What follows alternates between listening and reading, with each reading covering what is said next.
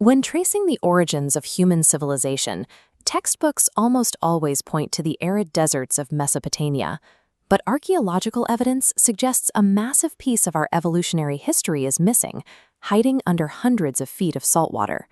This map shows Southeast Asia's bathymetry, filling in the shallow ocean connecting Indonesia, Borneo, and mainland Asia reveals a colossal prehistoric landmass, Sundaland.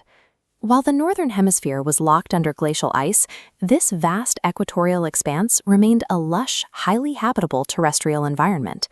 Long before the first grain of wheat was planted in the Middle East, this vanished continent provided the fertile conditions required to nurture early human populations. Early historians often categorized the indigenous inhabitants of Southeast Asia as simple nomadic foragers, but the photographic record of their descendants shows an organized, deliberate cultural expression that defies that categorization. Sundaland featured an incredibly rich network of coastal ecosystems and river basins. The abundance of high-nutrition food meant human populations could grow dense and culturally complex without ever needing to invent traditional row-crop agriculture. Modern genomic and geographic analyses suggest these early inhabitants operated as a highly adapted maritime society. Millennia before recorded history, these navigators were mastering the complex waterways of the region. They built a stable, dense society across a massive continent. Then, the global climate rapidly warmed, and the ocean that sustained them turned against them. At the end of the last glacial maximum, around 14,500 years ago, global temperature spiked. The massive prehistoric ice sheets holding the world's freshwater began to shatter and collapse entirely into the oceans. This time-lapse map illustrates meltwater pulse 1b, connecting Palawan, Borneo, and Sumatra. In a geologic blink of an eye, the total inhabitable land area was cut in half. Modern high-resolution Sonar scans taken over the Sunda Shelf reveal the remnants of this inundation, massive submerged paleo-river systems, and distinctly geometric layouts resting hundreds of feet below the current sea level. For millions in those coastal basins, the rising water destroyed their homes and fragmented their forests, and forced the survivors to take to their boats in a mass exodus. This map tracks the flow of genetic markers, showing a distinct overlap between the Malaysian Negritos of Southeast Asia and Austroasiatic populations in India. Population density pressures forced these climate refugees further west, eventually reaching the Fertile Crescent of the Middle East.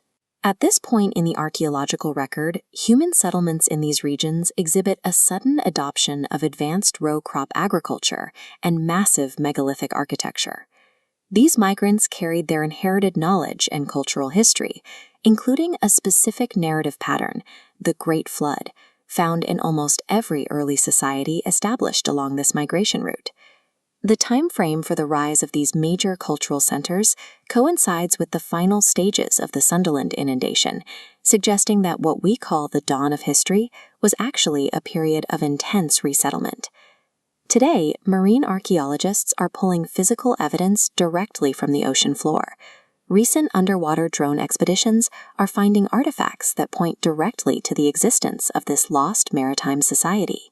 Deep off the coast of Bali, teams have identified anomalous submerged structures that display an understanding of maritime engineering predating the recognized Bronze Age by thousands of years.